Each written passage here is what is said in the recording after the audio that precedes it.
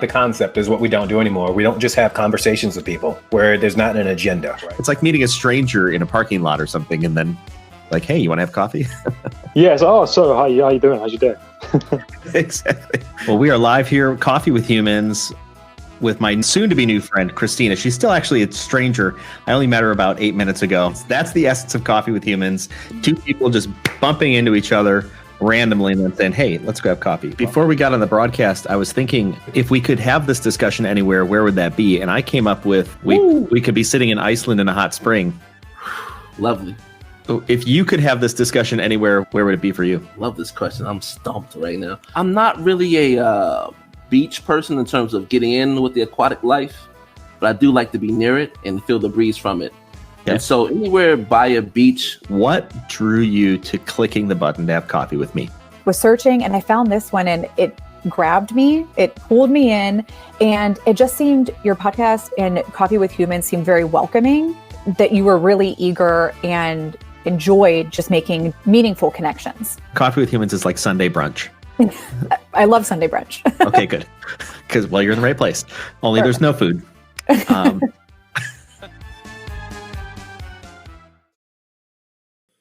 All right, we are live here with Coffee with Humans with my new friend, Angel from the CEOconfidant.com.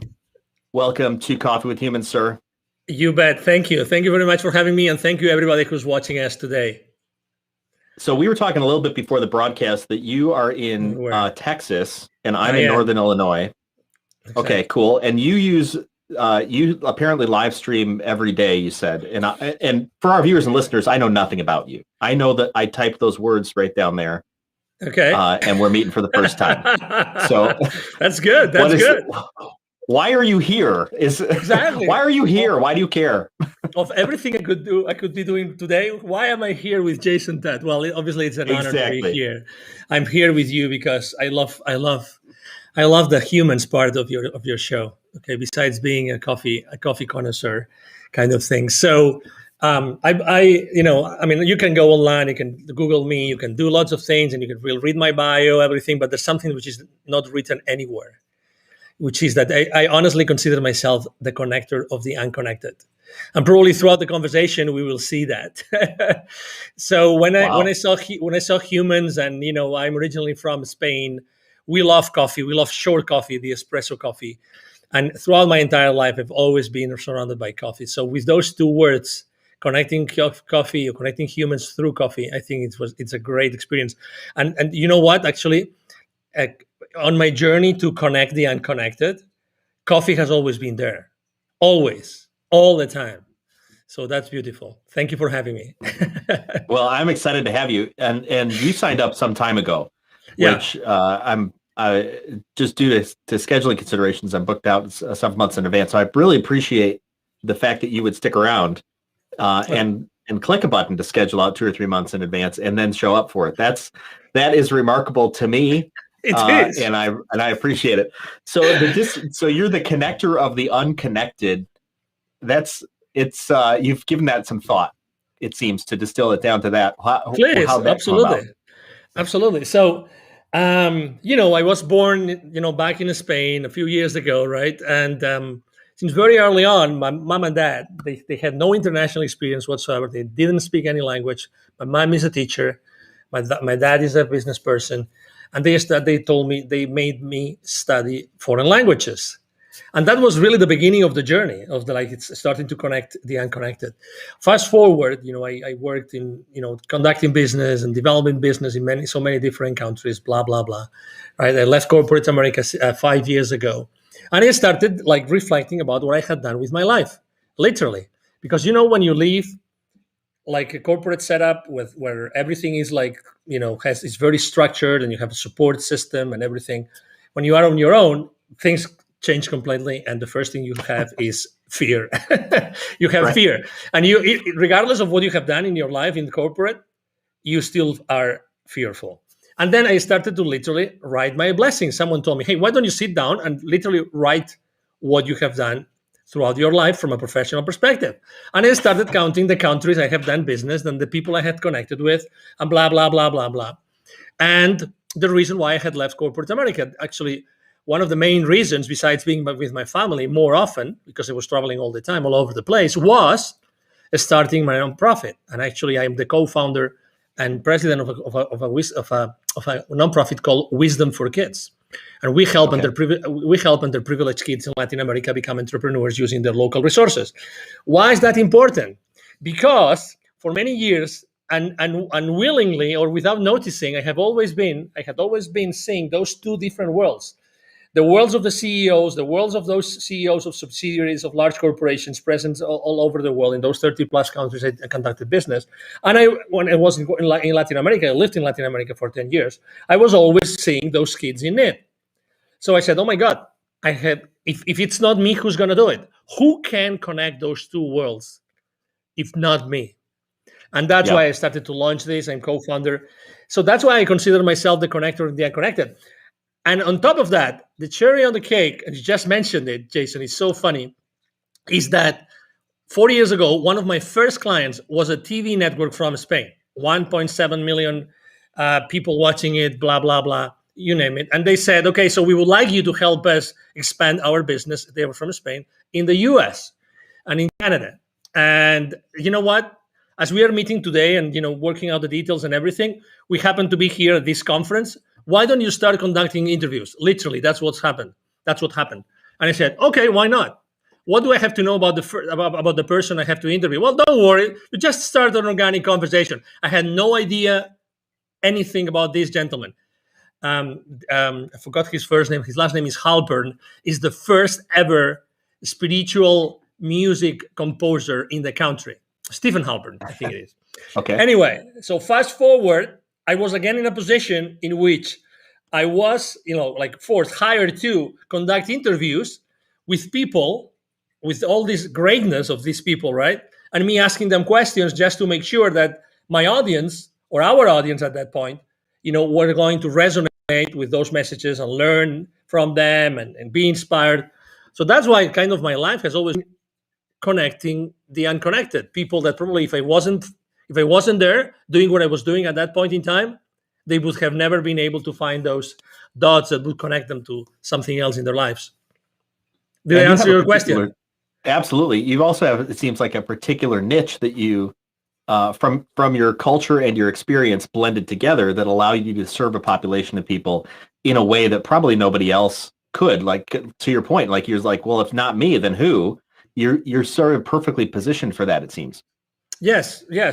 And obviously, again, as anything else, you have the excitement and the passion and the idea and the concept, but then it has to become a reality, right? Then you have to start developing it. You have to start working on the workshop, how to do this, how to do that, right? I mean, for the kids in need. And then how do you connect, CEOs of corporate companies, with the underprivileged, all these kind of things. You have to work out the details.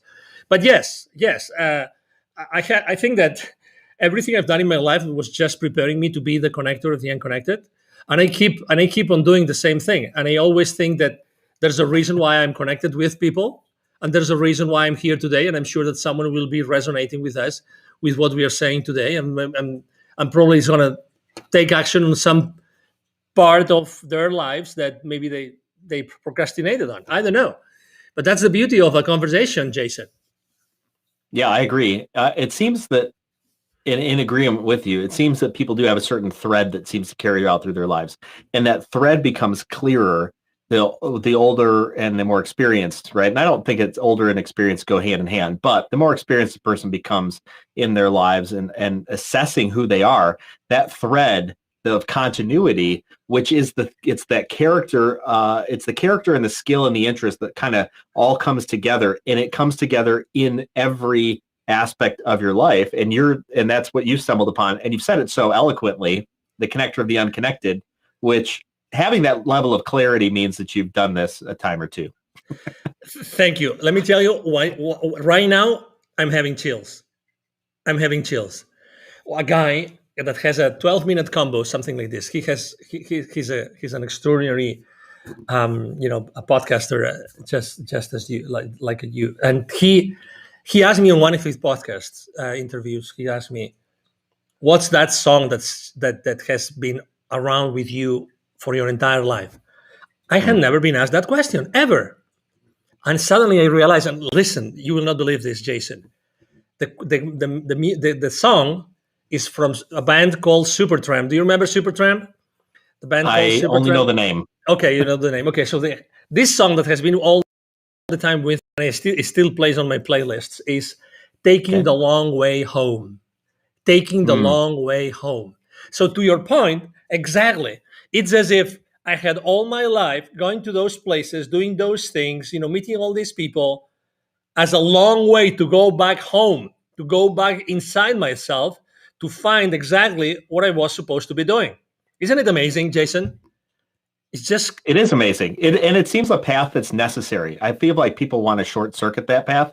And I don't think it's possible to short circuit the path for one. I think you just stumble across some level of some pseudo kind of like pseudo home. It's like, that, and then you eventually find like, that wasn't where I was supposed to be.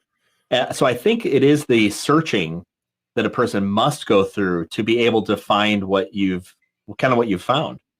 But isn't it funny that you don't, if you ask me like 10 years ago, well, maybe not 10 years, but 10 years ago, I wasn't searching for anything.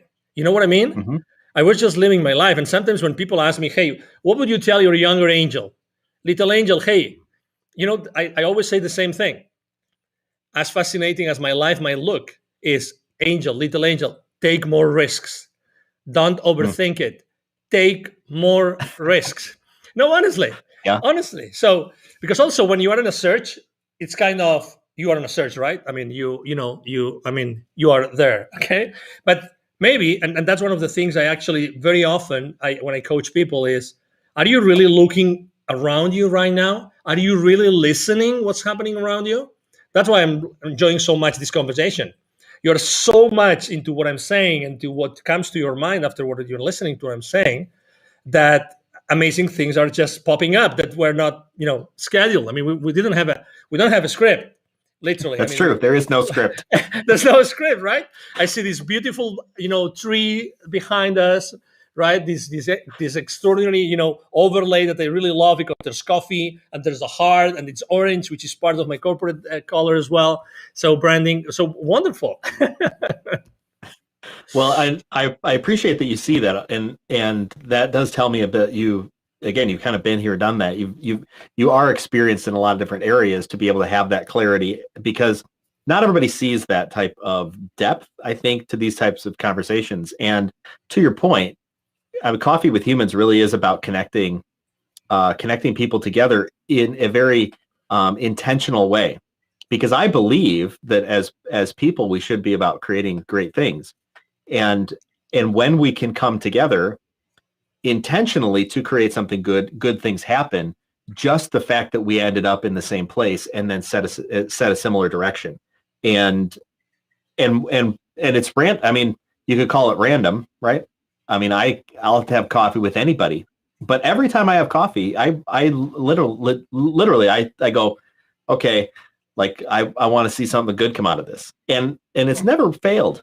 It has not failed once to have something good out of it. And that's, I think, the power of just being intentional and having that clarity and focus, which is clearly what you do with your connecting the unconnected, which maybe you weren't thinking of that earlier, right? But it's Never. your DNA. It's what's coming out of you. It's like your fingerprint, right?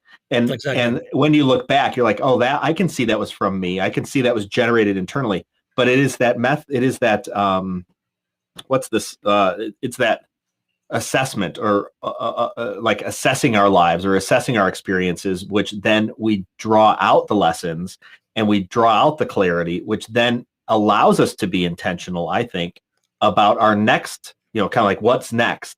We have to be intentional, or have the opportunity to be intentional about that. And so, I mean, I started my own company 5 and something years ago.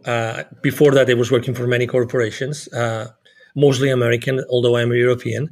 But guess what? Connecting the unconnected came up to my mind only 2 years ago.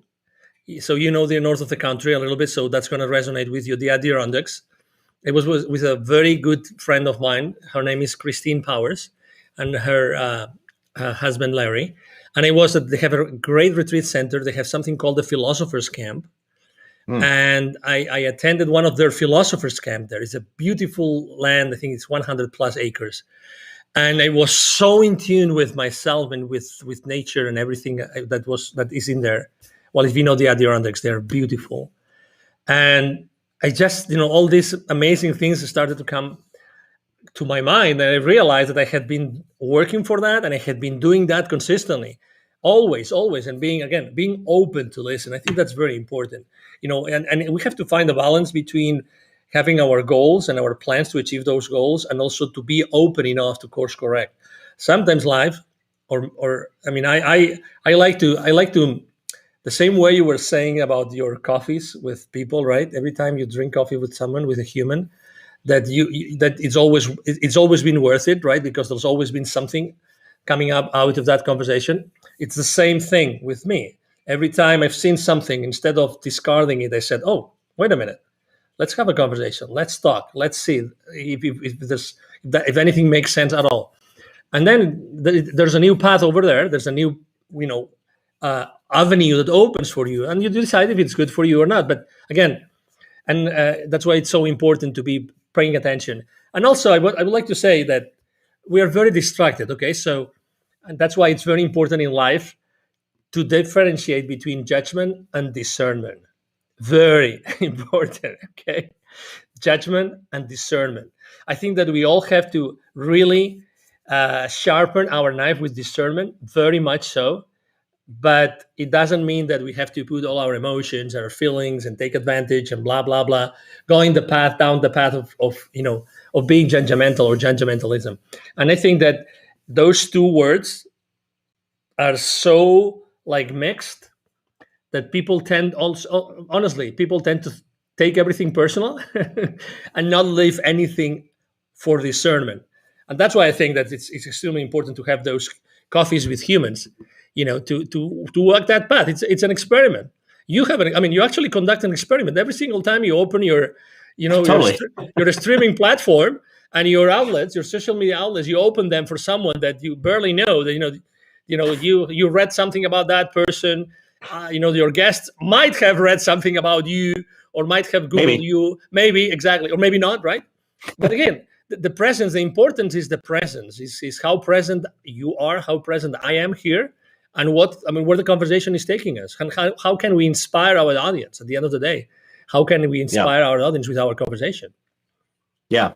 You used a very interesting and intellectual word that is not used very often, is, in my estimation, the word discernment. And I love how you bring a distinction between judgment and discernment. And I think definitions, being very clear on definitions, is very important, especially as we begin to talk with one another and as we begin to produce things. So discernment, break that down for me and for our audience on what you mean by discernment. Yeah, I discernment think some means people don't know what that word is. Well, I don't know in your own words. Don't give us the dictionary definition. No, exactly. I was going to say.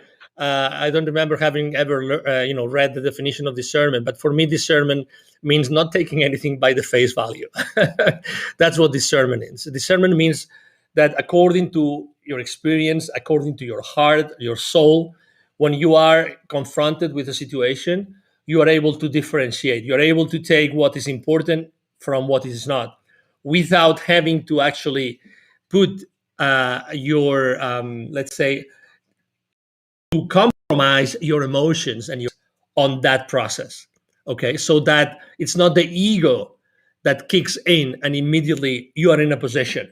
Okay, so we can continuously be in a discernment position and decide, okay, so what I'm listening is this and that. I'm not necessarily in agreement with this or that, but I understand both positions. This means being in a position of discernment, without taking. You can be more in agreement with one side or the other, but you don't take at that point. You don't take a specific position, or you don't compromise. I like to use compromising the emotions, because when you compromise your emotions, actually, I think that you're taking this to a completely different level, and then you lose part of your rationality. And I think it's extremely important to keep that rationality going, because otherwise, I think that you see what has happened in the world for the last 12 to 14 months, 16 months already, which is everybody's taking sides, right? So you're either inside A or inside B, okay? And if not, you're nowhere, right? And then there's going to be another reason to be inside another side A and another side B. I'm so against this. That's why, again, adding or having the title, having the word humans as title brings all of us to the same place. We're all humans, okay? We are all humans. All humans. We have had different lives, different experiences, but at the end of the day, we are the same thing. You see this plant here? So it's probably made of the same things that we have been made. The funny thing is that, I talk to my plant in the morning, in the evening. Sometimes I talk intentionally to the plant, and sometimes the plant responds to me. Why not, right? So, but we are all part of the same thing, and that's extremely important. That's why I think that discernment should be a word that should be in the forefront of many conversations today. I see that you, connecting a handful of things here. One is this idea of, we're all humans. And that's actually why this is just named Coffee with Humans. And you mentioned this being an experiment, which is totally true. Last April, I felt just sort of in my soul, and part of it was for me and part of it was what I was sensing out in the world, that people were feeling disconnected and not only disconnected, but that was leading to just bad mental health. And I said, if you want to have coffee with me, I'll have coffee with you. The only rule is no sales calls. And I just threw out a LinkedIn post. And from that post came all of this. And I purposefully did it just down and dirty. There was like a black background.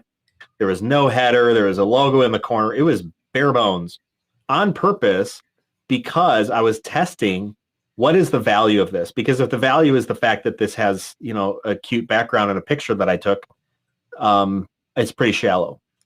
And no one took exception with it. No one cared what the backgrounds were. And I've been incrementally adding on more production quality to simply make it more welcoming and inviting to other people, so to expand the reach. But the core value is this idea of connection to other folks, because if you scratch off all the masks that we wear of the jobs that we have and the people that we know and all this other stuff, and the things that we've amassed, we're just people. We are just people trying to make it through the day, and I wanted to make a place to connect just people together. It's just humans, and even the word coffee. It's like, I happen to like coffee, but if I had one guy contact me once. He's like, "Can I be on? I don't like coffee." It's like, "Of course you can be on." It's coffee is not specifically coffee is not the issue. It's this idea of sitting down with another person and enjoying being present in that moment, to then connect with another human being, out of which great things can happen. You also, this idea of discernment and judgment. I wonder, and I don't know if I haven't given this any thought, actually. It's just off the cuff. Please. Which is, discernment seems to be a pre-analysis, whereas judgment seems to be a post-analysis, right? So something comes at us. Discernment allows us to decide what judgment to then take on it, right? And back to, I think you said it's like, it's the collection of all these things. It's your skills, your experience, it's your paradigm that allows you to discern something about an issue, right? After which we need to do something with it. And the doing something is we're acting out of judgment. We analyze out of discernment, we act out of judgment. And what if, and that's the big question, if I may, disrupt you a little bit. So on what if we don't want to do it? You know what I mean? What if we don't want to take the second step? If we just want to let it go? And I would like to actually suggest, if I may, a book. It's obviously it's not my book, but it's a book. I went to a spiritual in Venice Beach in Los Angeles a few years ago, and I asked the owner of the store, spiritual bookstore, and I asked what's the most popular book was at that time The Untethered Soul by Michael A. Singer. Okay, so I recommend this book because it talks exactly about this. It's an amazing story. This guy has an amazing story. Unfortunately, he doesn't give interviews. Otherwise, I would exactly. Thank you. Otherwise, I would recommend you. I wish I could interview this guy, because this guy is brilliant and his story is brilliant, and he has many different books besides this one. So the Undeath Soul speaks about this, about why do we have to always leave inside of us some sort of footprint of everything that happens around. So this discernment, actually, I consider discernment to be a tool that helps us actually protect ourselves.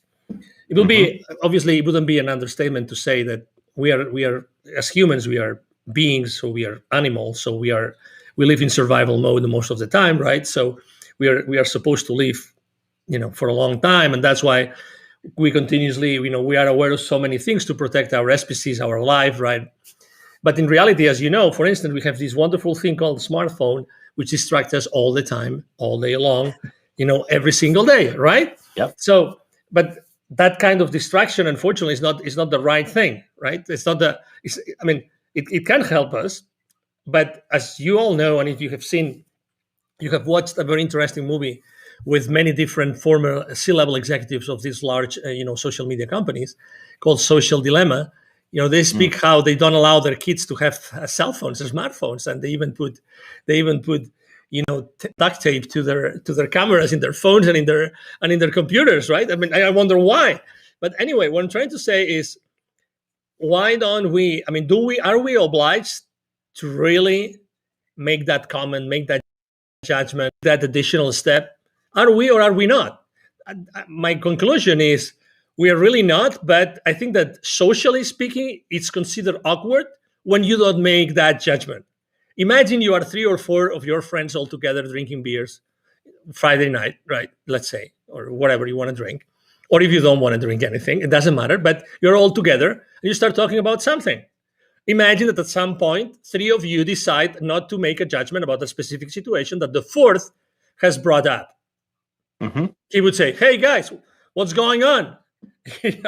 So silence is so important. Yes. It's so important that silence has become socially awkward. My mom says, and my mom has always taught us a lot of different, sayings. It's because she's a school teacher. So she has this saying about silence, which is, silence is the land of the strong. Silence is the land of the strong. And there's so much truth in that. There's so much truth in that. And we underestimate. I'm having chills again, Jason. we underestimate it. Why not using silence? Why not? I completely agree. I think we need to be wise about where we spend our energy and what we allow in. So for years, I've not watched television, like terrestrial television with ads and things like that. And I've not listened to the radio because I just refuse to listen to the ads. It's all noise. I have a tendency to not like social media, even though, social media might be even good for business. I don't like it because I find that it can easily suck me in. Years ago, I don't know if you remember on Facebook, this was a long time ago. On Facebook, there was a game called Farmville. Okay, no, I don't know. And Farmville just had these little squares, and it was a farm, right? And you expand your farm, and then you could plant crops, and then you have to go click, click, click, click, click, click, click, click, click, click, click to harvest the crops, or you had to spend your cash, building a barn, and then the barn would give you chickens, and then you had to click, click, click, click, click, click, click, click, click, click, click, click to collect all the eggs. And I remember pretty clearly, I was sitting there one time thinking about Farmville. And I started to add up the amount of time I had created a virtual farm that lived only in Facebook. And I thought, at this point, I could have made my own farm in a backyard and had actual vegetables instead of this stupid Farmville thing, which was just designed to get me to engage more on Facebook and buy more stuff. And I thought, this is stupid. And I shut it off and I never went back. And I've become a little bit more discerning about things that like hobbies. Like I think I like to play a game called Cities Skylines, which is a city building game. I enjoy it. I find the challenge of it interesting. I like thinking through stuff and how do you lay stuff out? It's all very engaging to me. Sometimes I know I'm playing it as a distraction. Like I have other things I need to attend to, and I'm scared to attend to those things, and so I go to the easier thing, which is build a virtual city. And I'm pretty understanding of those moments. But when I feel like, and then I know that there's sometimes just like I just enjoy it, and you just do something you enjoy. Why the hell not? But there's no like endless days of playing. Like I used to do on Farmville. I don't get lost. I refuse to get lost in it, and I challenge advertisements because I know for a fact that when I see ads, I seem to want things, and when I don't see ads, I tend not to need things, and I don't want them because I didn't know they were there. They didn't enter my mind. There is a process. And it gets to what you're saying. There's this idea of taking thoughts into captivity. I mean, that's a very spiritual way of looking at it. But it's idea like a thought comes in. Do we even entertain the thought? Is it worth entertaining the thought? If we don't, just throw it out. The question, though, I think people struggle with, even if they do believe that, is what thoughts do you consider and get engaged in, and what thoughts don't you? I've got a saying, and and then I'd love to hear your thoughts. I've got this saying that came to me by some book at some point in time, so meaningful to me. I printed it out, put it on my monitor, put it on my car. It's this, it says, am I willing at this time to make the investment required to make a positive difference on this topic? And it's a filtering mechanism. Am I willing? Yes or no. At this time, no. Yeah, maybe it's the time, maybe it's not the time to make the investment required. So I'm going to have to put some energy into this. Do I have do I have that amount of energy or not to make a positive difference? So even if I do all these things, I'm willing, it's the time, I've got the energy. And is it even going to make a positive difference on that particular topic? And it has kept me out of conversations, to your point, where it's like, I'm not willing, and I'm not going to judge it or not. I'm just not willing. I don't want to, or I don't have a significant amount of investment to make in this. So I'm out. Like, why entertain that? I got other things to do with my limited amount of resources during a day. I congratulate you for making this, useful in your life. I mean, being able to do this and knowing, guys, obviously that we have 60,000 thoughts a day. So if you are able to stop a few times a day and just go through that process, that's, amazing. Kudos for that. A few years ago, someone that I have been following, his name is Frederick Dodson, and his title is the Reality Creation Coach. He launched an app in the App Store. Unfortunately, he didn't update it. So with the following updates of the App Store, it disappeared. That's what the app did. The only thing that the app did is you could program how many minutes in between the app would talk to you from the phone, and the app would ask you, where would you like your attention to be right now? Where would you like your attention to be right now? He spent months of his time convincing the App Store that was an app worth having in the App Store, because they would say, that's so stupid. That's so stupid you have. Why do you want us to hold space for you here in the app, even if they charge you for that?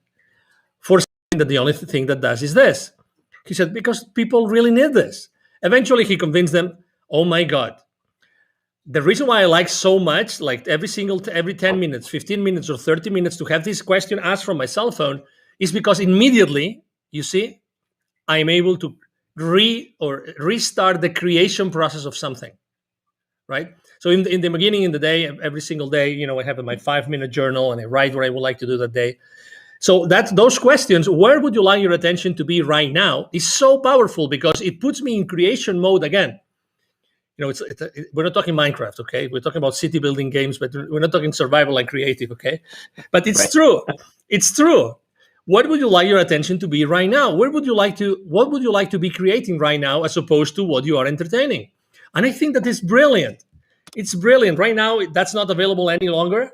But I found another app. The only thing that this other app does is rings a bell.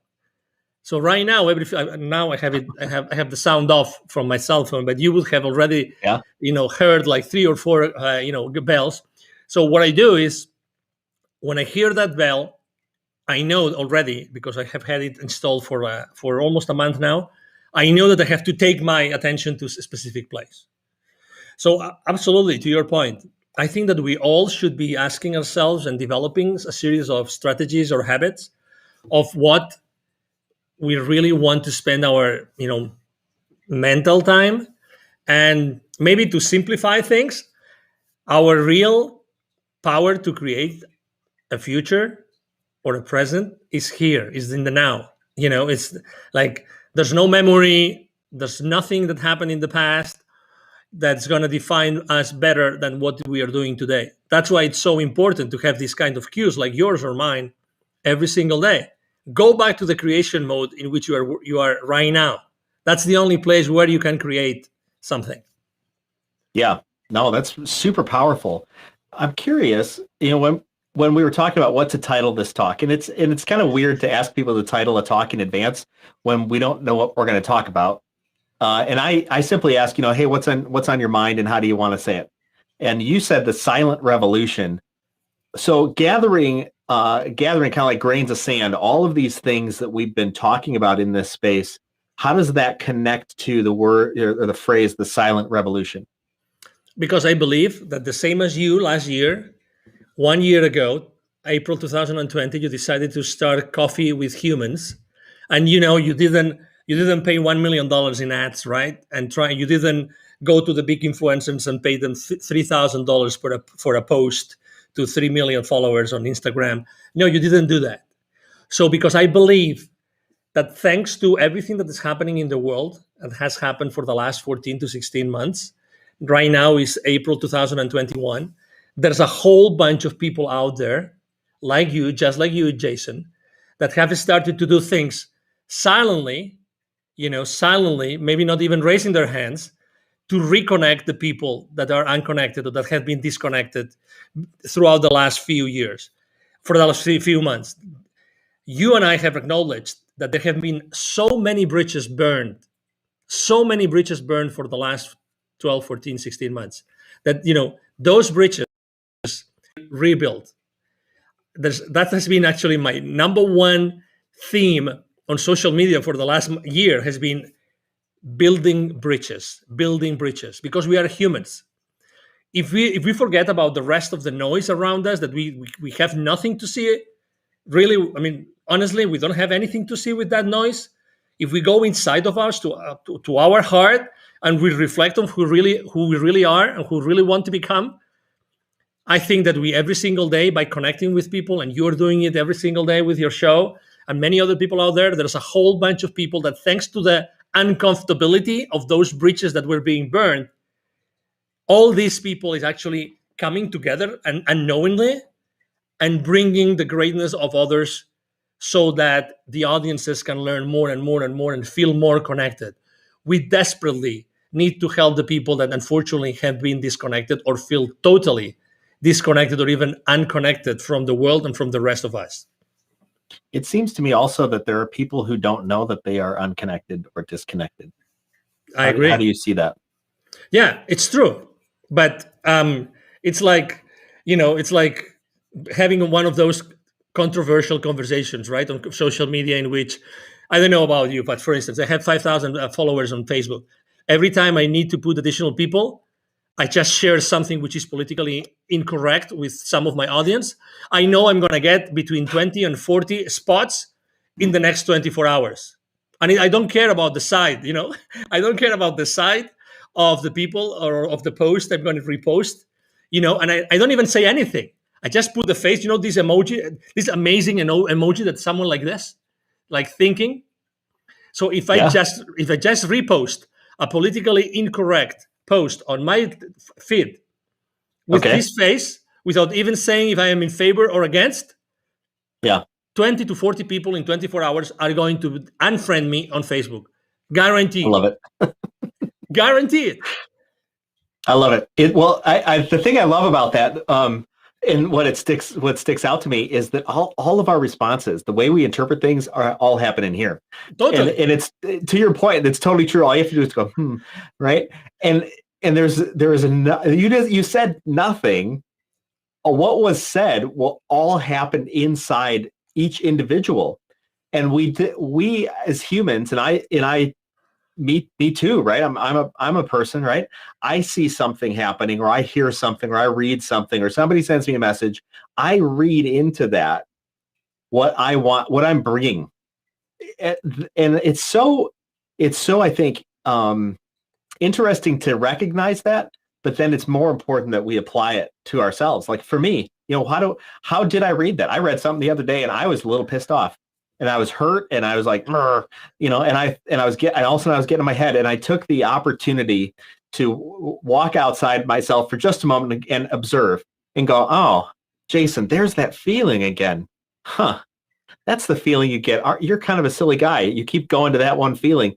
Why do you think that is? And then I counseled myself in that moment and walked myself out or through that time. And I was like, okay, great. Now I can set myself back in. I'll be back present in the moment. And I just responded, set it down, and walked away. And I find myself that I have too, like you're saying, have been caught in these times when I just look at something and I go, oh, what the heck why'd they mean that? It's like, you have no idea what they meant.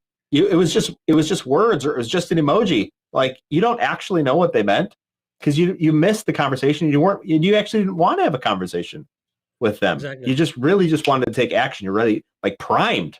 The pump is primed so often in ourselves to just take action. And like you talked about, judge instead of discern. Mm-hmm. Exactly. And as you know, the funny thing is that happens in the unconscious. I mean, this is like, boom, triggered. And immediately what you feel, which is, I mean, I'm not a scientist, but I love to read. I'm an avid reader.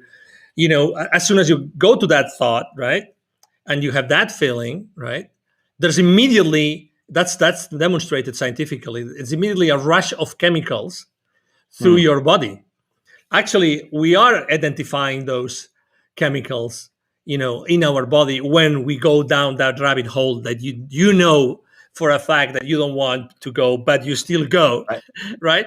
And the funny thing is that you really like those chemicals, because you are actually addicted to those chemicals. Yeah. That's why that's the beauty of this app. Where do you want your attention to be right now? I mean, if I could, it would be like every 5 minutes. I think that we should like tame ourselves. Yeah, it makes sense. We should really tame ourselves, because we have this beast inside of us, because we are humans and because we have to live in survival mode to survive, blah, blah, blah. But still, becoming aware and trying to break the habit of being ourselves. That's really what we should be trying. Well, it's like Pavlov's dogs, right? I mean, that was the whole thing of Pavlov's dogs. This scientific experiment they did years ago, rang a bell and fed the dog.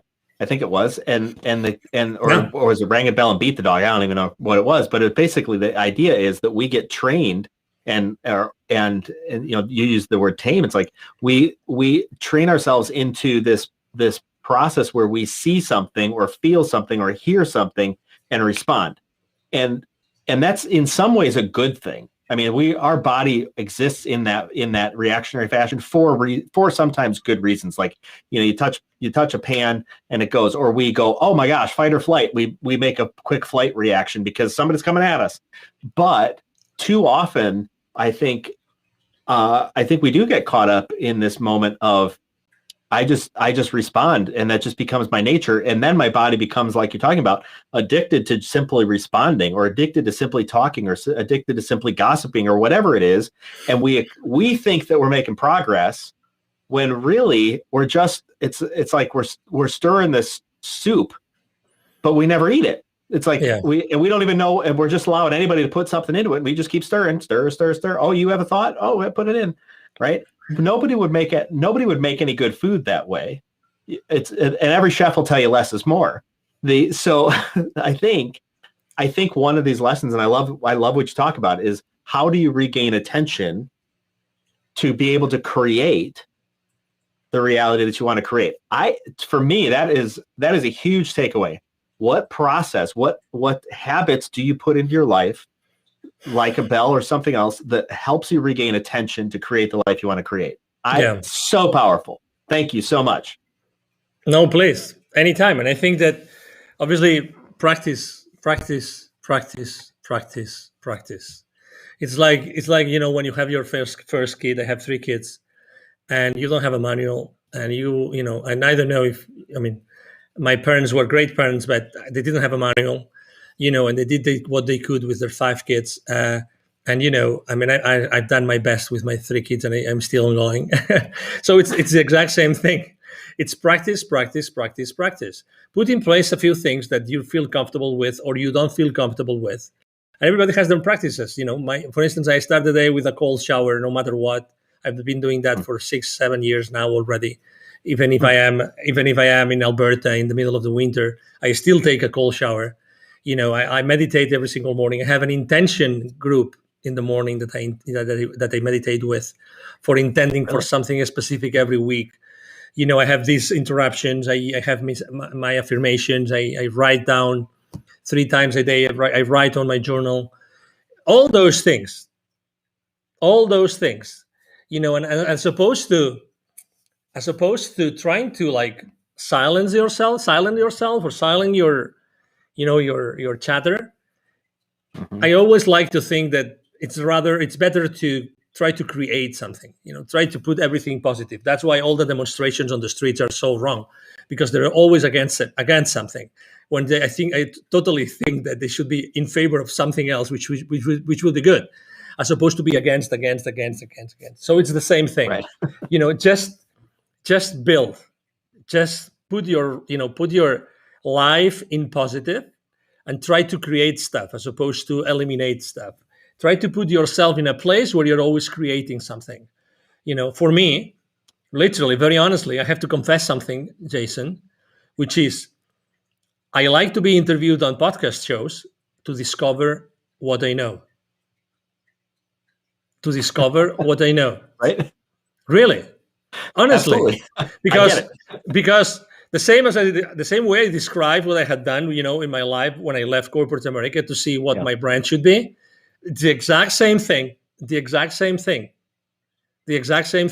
You don't really know everything that you've heard, you've interiorized, you've experienced, everything you've seen, you've heard, until someone asks you that question and you say, "Oh my God, yes," you know. And that's the power of a conversation. Yeah, that's the infinite power of a conversation. Conversations are super powerful. Absolutely, I totally agree, and you're absolutely right on. From my experience, the idea of go get interviewed, and you will find out what you know. And it's sometimes fascinating. I use this example. I know we're coming up at the end of our time here, but I use this example of years ago. I remember I was talking to some guy who was having trouble getting stuff done, and I was like, "Hey, have you made a list of what it is you need to do?" Because he kept talking about all sorts of stuff. Have made a list of what you need to do, and he's like, "A list?" And it's totally like earth shattering to him. And instead of going, "Oh, you dummy, you don't know how to make a list," I thought, "Oh, there's a time when I remember as a highly capable individual, a sales exec, to figure out what I need to do, I write them on these little yellow Post-it notes, and I, like just tiny little things. I mean, just a tiny Post-it note even. And then I folded it in half because I didn't want to get my pocket sticky, and I put it in my pocket. And at the end of the day, I'd have this like plethora of Post-it notes. And I start going through them like, "Oh, I didn't get this one done," or "Oh, I did get that done," or "Oh, oops. Oh no, I forgot a Post-it note." And how absurd it was that I was still functioning at a high capacity, but had no idea how to make a list. And fast forward to today, it's like when I've got lists, and if I'm ever questioning what to do, I make a list. I was working with a gentleman this morning, and I'm advising him on his business stuff, and I'm the keeper of the list. It's just like there are simple skills that sometimes we forget that we have, and then like you, sometimes it requires like a kind of a reset. It's like, wait a second, let's make an exhaustive list of everything that I've done and all the things that I know, and then when you stack all that up, you're like, wow, like you've done a lot, buddy. You're good. It's like, it's okay. And I think sometimes we need that moment. And whether it's a podcast or whether it's a website or whether it's recounting to someone, like, here's the things I've done and here's what I know, and own that, because I believe that allows us to be more confident. And back to this idea of discernment, I think it allows us to be more confident in our discernment and in our own judgment and our own wisdom, which then allows us to go about being, I think, more intentional and creative and doing the things that we trusting our gut, right? And doing the things that we want to do, and just knowing like that's you're on the path. Yeah, and I would like to add a note that has been like, in the surface of what you were just saying, and probably in the surface of everything we've shared today, which is compassion, self-compassion, self-compassion. Okay, I mean, I am a pretty, as you probably can see, a upbeat guy and everything, and I like to use the sense of humor all the time as a way to increase the compassion levels with myself, because I tend to be extremely hard on myself, and we don't realize but when we are hard on ourselves, guess what? We tend to be hard also with everybody around us, and that's terrible. Again, because that adds an additional level of a layer, an additional layer into our days, in our lives, which is totally unnecessary and does not add anything positive to our lives or the lives of the people around us. And I think that we really need to feel like, we have to consistently throughout the day, we have to feel like, okay, I just let loose, I'm just with myself here, breathing, just listening to my heart, listening to my breath, and continuing with the day. But hey, guys, life's too short to be, or for being so hard with ourselves. We've done and accomplished so much. Totally. Just acknowledge that. Totally, and that's where I think sometimes some people might hear this conversation from two guys who seem to know what they're talking about and think, boy, I got to kick it into gear, and turn life into productivity training. Which it's not. and sometimes, and I know this to be very true myself, sometimes the emotional exhaustion is so high that it's like, I have enough emotional capacity for myself and nothing for you. And so, I'm not going to accomplish the things that I intended to accomplish because I do not have the capacity for it. And that's okay. I'm going to leave grace for myself. I'm going to leave compassion for myself. And I'm going to sit there with the little boy sometimes and go, it's okay, buddy. You'll get in the game. Like you'll get in there. You play a little bit harder. It's fine. Right. I think I know for myself, for sure, I have lost sight of that in times. And like you say, my level of criticism for myself is pretty high. And it can get high for other people too. And that's just, it is a shame, I think, sometimes, a detriment really. And totally. Actually, I think prevents us from taking the time to really dig into some deep work that happens inside our hearts and inside our minds, inside our souls, because we twist it around and turn it back into, well, just go be productive. And that doesn't work, because productivity eventually runs out, like we saw in COVID. It's like, be productive doing what exactly? The place is shut down. Like, what do I do now? Exactly. And a lot of people ask that question because they had such an eye on achievement rather than, I think, just how can I be a person in this moment? If I didn't have to achieve, what then? I could just go talk with people and meet with people and make the world a better place, which I think we all intuitively know, just like you found out. We all intuitively know what that might be for us. We do. We just aren't quiet enough to listen to it, and then I think we don't trust it. And I think also, and this is what I love about Coffee with Humans, what I love about talking with you.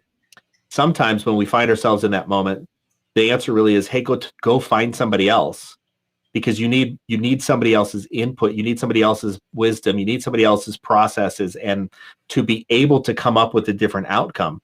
So I think when people spin and spin and spin and spin too long, they need somebody else to come in and say, hey, here's, hey buddy, have you thought about keeping a list? And like, oh my God, a list. Hey, have you thought about just not responding to that stuff because it's not important? Have you thought about what you want to create because that's what you want to do? I think, and I think this is probably what you do as a job in part, is how do you influence other people? And there's a learning process, obviously, for yourself in that too, it seems. Oh, absolutely. Yeah, everything starts from ourselves, from myself, from inside of me, getting to know myself, and again, being compassionate. I mean, everybody. I mean, again, you cannot blame the world for being how it is. The only thing that we can control is ourselves and the way we look at the world and what we can do to change it. That's it. If we want to change it, if we want to change it, and innately, I knew I wanted to, and that's what I have done. What I have done in my life, and I keep on doing it, and I keep on, helping people to do that, and connecting the unconnected. At the end of the day, you see, you do the same thing, the exact same thing, Jason. Yeah. Well, Angel, this is fantastic. I really so much appreciate you being here on Coffee with Humans, and likewise, I honor you in this space. Thank for you. our viewers and listeners. Angel and I met just a little over an hour ago, and we knew nothing about each other prior to then. And we've I think talked about some really great life-changing subjects. I know I've taken something from this, and I trust that you have too. So me too. Absolutely. Thanks for joining us. Totally. All right. Thank you very much, Jason, for having me. Absolutely. Catch us next time. Bye. Thank you. Bye-bye. One of the things I love about Coffee with Humans are the raw conversations I get to have, meeting new people just like you. If you or someone you know should be on Coffee with Humans, go to coffeewithhumans.com. Remember, the only rule is no sales calls.